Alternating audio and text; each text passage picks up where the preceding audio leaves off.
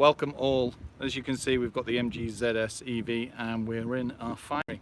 We're ready to go to Goodwood Revival, but we thought we'd do a quick review on the car that we have for the week. So yes, presenting the MG ZS, the EV model. Stick your head in, Joseph. There we go. I will now turn the camera around and we'll have a walk around. Now, sound should be significantly better. Yes, it should be. We've got the Rode microphone, so you should be able to hear. Aren't you? Well, maybe yes. So yes, sound should be absolutely awesome, shouldn't it? It should be. You're using the same kit that you use on your normal car reviews, aren't you? Yeah, exactly, yeah. So, as you can see, we have the MG ZS EV. So how does this differ to the other models? Well, for a start, it's fully electric. It is, and you get about 163 miles WLTP range, which increases to 231 miles in the city. That is quite staggering, isn't it? You know, it is. It's a range that, for the 21,000 that these sell for on the Excite trim, you're going to have a job beating that, aren't you? That's right. That's with the government grant. Doubled. And the special incentive. Yeah, yeah. Which is so it's 21.5 for the Excite. This is the exclusive model, which is 23.5, and a lot of people will step up because you get quite a few extra features on this one. You do. And this is the dynamic tri-coat red. Just for reference, the top petrol automatic version with this colour is about £18,000, so it's not that much more money to step up to an electric version with more kit, and you do get a standard 7-year warranty on both versions. What staggers me about this is the levels of safety compared to the original combustion engine one. That's right. So in addition, should we have a walk round so they can see it as you talk? Yeah, so we can put in some exterior styling changes. Yeah. One of them is these chrome door handles. We'll go back to safety in a second, whilst Joseph points out. So, as you can see, yes, the chrome door handles, also the wheels. Yes, these are based on the exclusive wheel trims, but they have this windmill style on them as well. They're diamond cut, two-tone wheels. My word. Look at the camera, people can still hear you whilst you point out things. Microphone, so people can still hear me. We've got power folding door mirrors, which you couldn't get on any ZS before. No. And just instead on the safety features, we've got blind spot detection. You can even get cross-traffic monitoring. Yeah, this model exclusive has rear cross-traffic alerts. It's got autonomous emergency braking. It's got lane keeping assistance.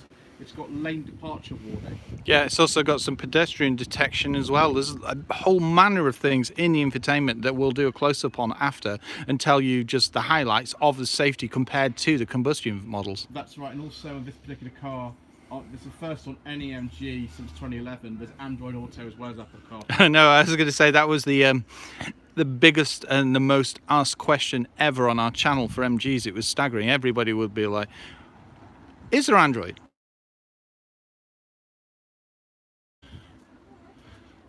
Yeah. So it has Android Auto, which I'm very happy about because I have 2 Android phones. Well, exactly, yeah, and I'm very happy because it has Apple CarPlay again. The one thing that we would note to the viewers is that you can't get a 360 camera. No. And you can't get front parking sensors. No.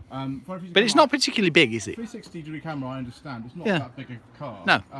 The footprint actually isn't that much bigger than MG3. I did a video on my channel. That is quite staggering, isn't it? Considering it's the thing is to do with high ride height, isn't it? And the fact that it's a taller vehicle. It is a taller vehicle. It's a little bit wider, but in terms of the length, it's not that different. No. And of course, on this car, you get a standard reversing camera. Yeah. Which is very handy. It's good quality as well. Yeah. You've also got. Is there sensors on this? Yeah, it's got sensors. Yeah. So there you go. As you can see, we're seeing some of the changes. So review week, we've got this the next 7. Good chance. And we're back. Apologies for that. Joseph is just going to walk around. We'll have to have a quick look at the charging port there. It won't fail. There we go. So that's CCS and Type 2, isn't it? Type 2 CCS just there. Yeah. So there you go. It's quite a neat solution to. So how many brake horsepower is this? Was it 143? Yeah. And as you found out yesterday, it's Ben, like lightning. If you put it in sport mode, which Ben did, obviously that's not you're not going to get too good a range on sport mode, but no. It is very fast. It's 0 to 60 in about 8.5 seconds. It feels quicker than that to 30, I tell you. Yeah, it was very, very quick. You could also have 3 selectable levels of regenerative braking. Yes. When I was driving it... Well, if we just open it, then we can show that off, can't we? But yeah, you drove this on the launch with Annabelle. It might even have been this London. car, actually. I know, that'd be quite staggering. It might have been this one. One of the main differences with an electric ZS is the centre console is entirely different. It is. Well, you've got a floating centre console, like haven't you? Which is very easy on one of these cars, but even with a hat, and there's loads of room for wearing a hat. This is the mode for driving selector. That's the regenerative braking. Yes. And that will show you how much battery range you've got. Well, that's it. It's very simplistic, isn't it? It's not overcomplicated to then get into an electric vehicle and start it and drive it. I think one of the things that manufacturers are doing, I mean, Audi have done this with the e-tron, Mercedes doing it with the EQC 400 that we saw at Goodwood Festival of Speed. Yes, indeed. They're making electric cars more conventional. Yes, they are. If you had an example, I don't know, a ZS automatic petrol like the one that I drove last week, and you stepped into this, you'd find it very, very familiar and easy to drive. I was going to say the only literal difference is that dial, isn't it? It is. As opposed to a gearbox. One of the other things as well is that down here, I can't really see from here where I am, but there are 2 USB ports here. Yes. And another 2 in. That's very Volvo. Another one in the back. Yes. And then we've got stop-start. Yes. All petrol ZS have a key. This doesn't have one. It has like a remote key. And then we've got the panoramic sunroof, which actually we haven't got open, but we've opened up the shade just to show the fact we've got a lot more light in here. Yeah, because we can put that on tilt, can't we? Does it slide as well? It does. Yeah, the rear, one of the bits slides. Yeah. Which again, as I said, you know, this car is, but you do get a lot more standard equipment. You certainly do. As you can see, yes, you do get hard plastics in on the doors. But saying that, nice Artico leather there as well. you do. And if we leave the door open, yep, the actual dash, unlike, do you remember? It is like that. Because I have one, so it is. Was it right at the beginning? I can't actually remember. It might Mind you, when I saw this launch right at the beginning, it also had LED lights. It did, although... That's what I mean, a few changes have come out. Yeah, you might, yes, exactly. So... Well, what we've noticed, I think, is the fact is they found a cost-effective way of reducing things that aren't really going to be needed, and it then allows people to be able to afford these vehicles, and especially when they match that grant price and things like that. Back trigger and track me. I'll try. It's easy. Okay, we're on. We're live. Yeah. Okay. Okay, there we go. I was going to say, yeah. we've had a nice discussion about. Well, it still staggers me, you know, that this is an electric vehicle for about £21,000. Really I know. So if you look at, example, a Hyundai Kona Electric and a Kia Niro, now granted, they are considerably more expensive, but the waiting lists are ridiculous. And I know that, you know, one of my friends is getting one of these cars. We hope this weekend. Now, the type approval of the production version is not complete yet. Yeah, well, that's it, because this has been targeted for NCAP 4 to 5, hasn't it? Yeah. Whereas the other one, I think it's 3 to 3, yeah. But saying that, you've got all that safety kit, which we will go through in detail, because as you know, this is review week. So what we're going to do now is have a quick walk round. Joseph will follow me. I'll point out some of the changes that we've highlighted. It's stopped again. See what I mean? It's something to do about this area. Yeah, we'll have to move, we'll have to not go too close to there. Is it going to come back? Yeah, it will do. I don't know how to. It's all right. It'll say reconnect. Oh, it's connected. Oh, has it It's frozen? just stopped. Has it frozen? Yeah, it's stopped. I don't know. Yeah, it's stopped on that thing there. Can you cross it? I can, but it cancel it. No, it's just stopped. It's weird. Oh no, that's a shame. We were just getting into it as well. Yeah, we need to keep it lighter. It needs to be a maximum of minutes. So it's literally talk about the quick things. We'll do it again. Yeah, I'm sorry. I just yeah, I know. interrupt. Yeah, we're gonna have to just flaming end it somehow. Let's talk about other stuff now, probably. Well, I'll talk about the review. What's it doing? There's like a play there. What's that? Why has it even gone into it? There we go. Okay. Yeah. Right, I'm going to just get in it and I'm going to back it up so you can hear the growl of that engine. Or is it a motor? Yeah, no growl. There's no growl in this one, Ben.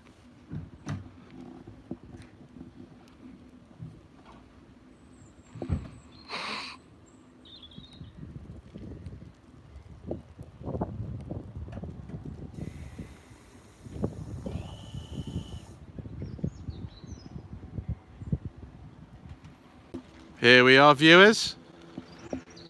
Ben's just going to back it up slightly. Ooh. Electronic handbrake as well. It's another difference between this and the standard petrol model.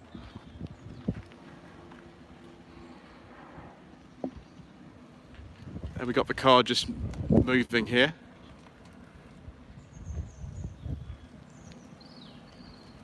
If I hold this gimbal in the right way, then it should be relatively smooth.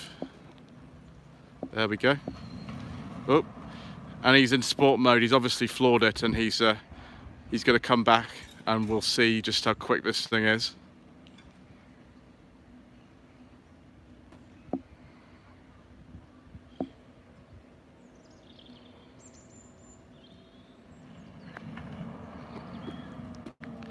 Ben's just trying the brakes there, which seem to work quite nicely.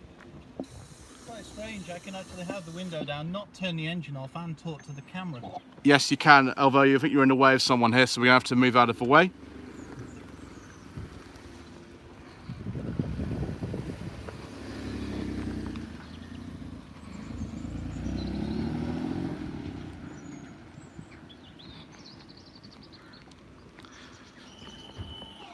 Right, Ben, you were saying we've also got the electronic handbrake here, which keeps making... The loudest thing on the outside of the car is actually the electronic handbrake. Yes, I know, it's quite strange, isn't it? Except when you put the whoosh down. Yes, I know. So It's quite quick. Are you still in sport mode? Maybe. I think you probably are, aren't you? Yeah. One of the things to bear in mind about an MG ZS EV is it's very comfortable on terms of, you know, potholes and things like that, because the suspension's a bit soft. It has quite wallowy suspension, but I think that's by design, isn't it? It is. I mean, if you're in the city, that's actually what you want, because you're going over speed humps, you're going over potholes, and it's one of the most comfortable cars I've driven from that point of view. I'm quite fed up of how many cars have overly firm suspension for no reason, and this is completely the opposite. I think we differ on that, don't we? Well, I think we do. We're Planet Auto style driving. Soft suspension is not really what you want, is it? No. But this, it still handles well enough to go round and round about. Spirited, you wouldn't floor it to the level you would say the one with the dynamic steering, because this may well be a pre-production model. It doesn't have it doesn't have a tri-mode steering, no. Yeah, and we don't actually know yet whether it is on the other models, because these are the only ones we've seen. Yeah, so it'd be interesting to know. Yeah, we've driven the pre-production models. This is a pre-production car, because the certification's not quite come through to, you know, people to insure them. That's pretty much why. You know, yes. we've got one from MG themselves and not one from a dealer. But yeah, you want to talk about the rotary gear selector? Yeah. As you can see, it's a rotary dial, so switch left to go to reverse, neutral, and these will illuminate accordingly. And you've got your driving modes here: sport, eco, and I think it's normal. It's normal, yeah. And this is your regenerative That's regen, yeah, which I had on the fiercest of all in town, which is what you want. Yes, exactly. Because that way you will actually recoup most of your, well, I don't know if it's most or just a chunk of your power. I certainly didn't use a lot of power. I did right. Come on. Yes, we're back, Ben. So there we go. We'll get out now and we'll have a quick walk around.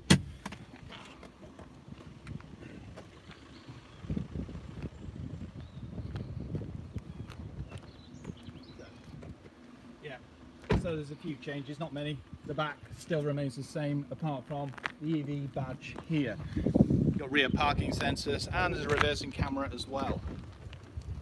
The reversing camera is down there, but I can't really get it on the camera. No, it's fine. Yeah. The wheels have changed quite a bit as well. I mean, it's the same model of the wheel, but as you can see, you've got like a windmill style. The biggest change here is, look, rear discs, no hubs. Yeah, it's got rear discs. No, so we've got no discs drums. all round now, haven't we? We got. I think the chrome door handles. Yeah, the petrol car I think has the rear discs as well. The keyless entry as well, haven't we? You have, and you've actually got the automatic folding mirrors. You never had before. Oh yeah, the charging port, Ben. Yes. Which I'm just going to stand. The important bit. Yeah, it's just at the front there. So what do you do? Push it in. That's it. Pull it up. And then lifts. There we go. So this is Type 2 and CCS. That's right. And as you can see, it plugs in there. Yeah, that's. So we've got this for 7 days. We're going Into Goodwood Revival, and it'd be interesting to see how many heads it actually turns when we get there. Probably not too many because it looks just like a petrol one. Yeah, but the thing is, they'll hear it and go, "Why is that car not making a noise?" And then go. Yeah, it's a staggering value because a Kia Niro and a Hyundai Kona Electric are about eight to £10,000 more than this. Yes, exactly. Now they do have more equipment, and the larger battery models do have better range. But of course, you can get one of these right now. I was going to say you can get one of these right now, and you can get it for about 21 or 23, depending on which one with the government grant and the current incentive that MG are doing for the first 2,000 customers. And that's it. No more fuel costs. Full No. stop. No, absolutely not. And of course, Planet Auto are going to be having this car for about the next week. You're driving all the way from Sussex via Farnborough, all the way back up to Silverdale. Yes, which is just outside the Lake District near Kendal. So we've got a 310-mile journey to go in this. So we'll be showing you how easy it is to take an electric vehicle and see how many times you have to charge it, how easy it is to charge it, how much it costs, different voltages, because Joseph was informing me about some are 7 kilowatts. That's some are right. 45. Yeah, different wattages on chargers. You've got 7 kilowatt, 50 kilowatt, 100 kilowatt, 150 some cars. Really? Yeah, and then obviously you've got your what something called the granny charging, which is off a standard 3-pin plug. It's about 3 kilowatt hours. Yeah, that's the one that you basically plug into your house. That's right, which you can do in this car as well. So there you go. Got this for the full review week. And we're going off to Revival now, so we'll both bid you a fond farewell, won't we? Yes, goodbye. And if we press the little X on the top button, that will end the broadcast. Bye. Thank you.